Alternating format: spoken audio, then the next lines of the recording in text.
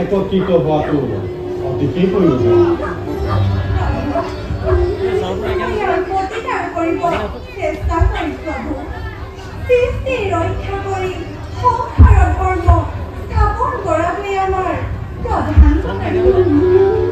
এই সন্দৰ্ভত আপোনালোকৰ কিবা মতামত? প্ৰজাপতি ব্ৰহ্মা আৰু দেৱতী নয়ন। আপনার আদেশ পালন করি এই বিনম্র সৃষ্টি আমি করিল সৃজন। এই পৃথিবী মানব দানব পোক পতঙ্গ তরু তৃণ আর গছ লতা আদি করে চারিমুখী জীবন সৃষ্টি করা হয়েছে। প্রভু আপনার তালিকা হই সকলো জীবই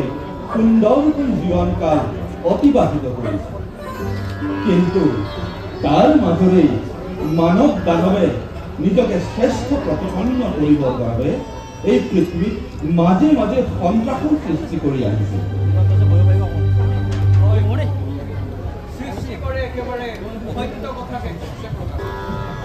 পৃথিৱীত ক্ষিপ্ত হৈ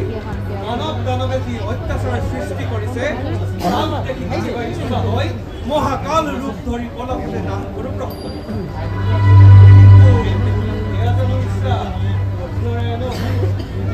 অনন্ত মহিমা হৰি লীলাৰ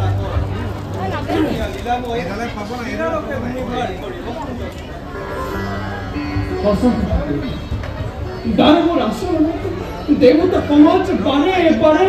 নিৰাকৈ পৰিব। যোগে যোগে যোগে যোগে দৈত্য দানৱে আমাক কৰে অপযস্ত।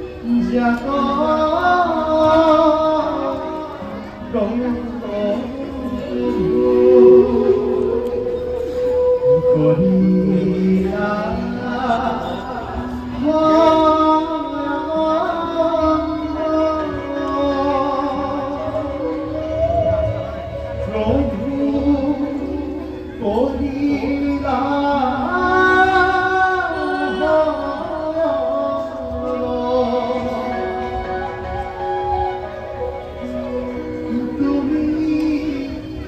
ব্রহ্মা তুমি বিষ্ণু তুমি Maheshwar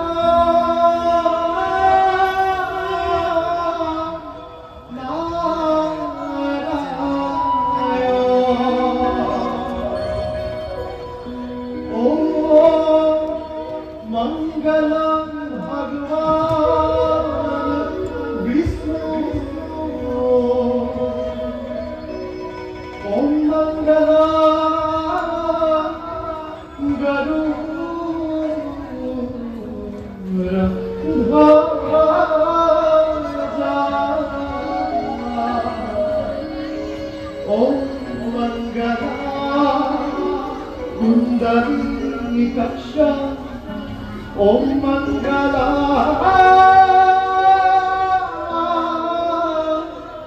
Kalo Hari Narayan Narayan Narayan Ajibur Porong Bhagyo Ki Devo Nagore Devo Nagore Aji Palu Bhagya Pranam Prabhu Aha Devoti Prabhu Bojukta Samoyote Tumiও Pranamir Posti Narayan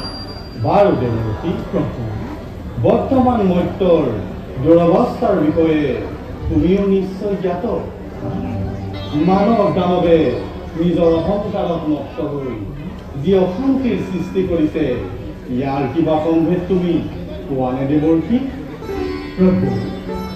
আপোনাৰ ঈশ্বৰী মৰ্ত উপযুক্ত স্থানতে উপযুক্ত পদাৰ্থ প্ৰয়োগ কৰা হৈছে মানৱ দানৱৰ হৃদয়ত দিয়াৰ দৰে সকলো জীৱৰ অন্তৰতে প্ৰাণৰ সমধান কৰা হৈছে জ্ঞান সকলোকে সমানে দিয়া হৈছে কিন্তু আমাৰ পিতামহে মানৱ দানৱক এক বিশেষ বস্তু কৰিছে প্ৰদান আৰু সেইয়াই হৈছে বিবেক সুন্দৰ অতি সুন্দৰ তোমাৰ বৰ্ণনা অনুমান সঁচা কিন্তু আমি এই মহাকালৰ ভাৰখনি পাই শান্তি হলে অলপো পোৱা নাই পৃথিৱীৰ সকলো প্ৰাণীৰ ভিতৰত বিবেকবান হৈ মানৱ দানৱে অতি জঘন্য কাম কৰিবলৈ কিয় কুণ্ঠাবোধ কৰা নাই প্ৰভু ন্যায় অন্যায় পাপ পুণ্য ধৰ্ম ধৰ্ম আদি বিচাৰ বৰ্জন কৰি পৃথিৱীত যি অশান্তিৰ সৃষ্টি কৰিছে ইয়াৰ বিচাৰ কোনে কৰিব প্ৰভু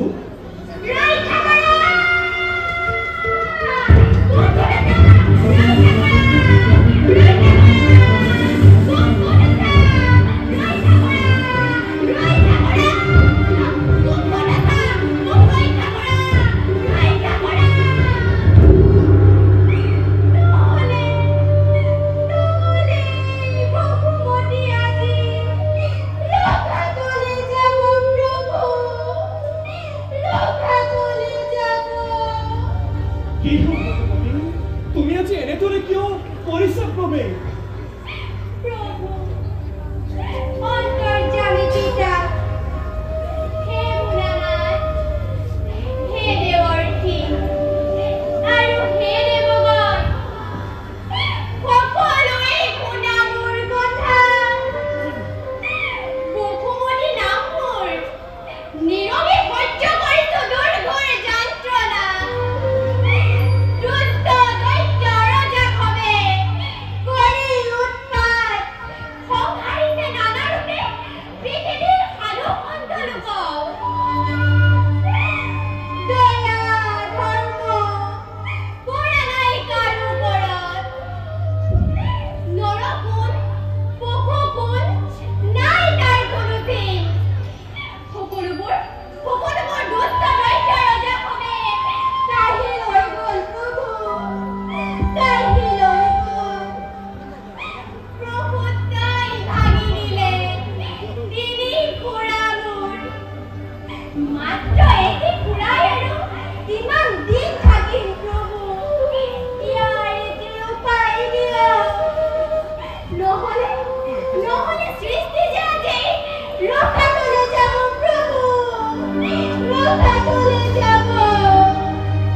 প্ৰতিৰূপে ধৰিত্ৰী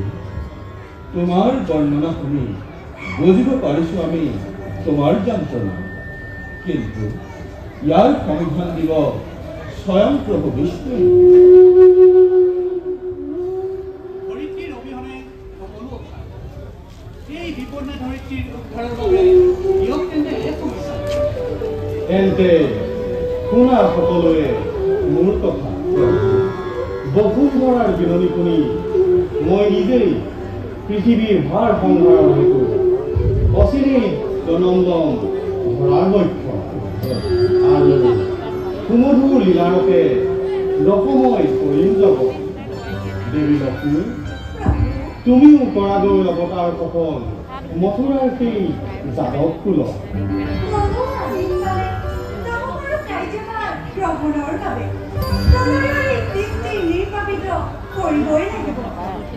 জুনৰ আশা যাব নন্দ যশোদা হৈ গকুলপুৰে স্বৰ্গৰ দেৱগণ হ'ব গোপবালক দৈৱ ঋষিসকল গৈ গোপী হ'বগৈ অনন্তই অগ্ৰজ ৰূপে বলুভদ্ৰ নামেৰে ৰোহিণীৰ গৰ্ভত জন্মগ্ৰহণ কৰিব নন্দৰ ঘৰত যোগমায়াৰ স্থিতি ল'ব আৰু সৰ্ব কাৰ্য সম্পাদনৰ হেতু মই নিজেই দৈৱকীৰ গৰ্ভত কৃষ্ণৰূপে লম অৱতাৰ